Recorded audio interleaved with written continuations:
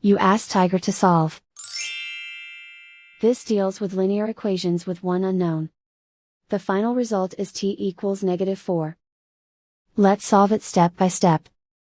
Group all t terms on the left side of the equation. Subtract 2t from both sides. Simplify the arithmetic. Group like terms. Simplify the arithmetic. Isolate the t. Divide both sides by 3.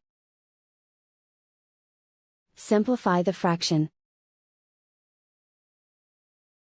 Find the greatest common factor of the numerator and denominator.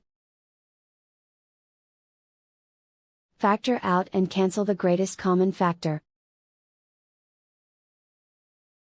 And so the final result is t equals -4.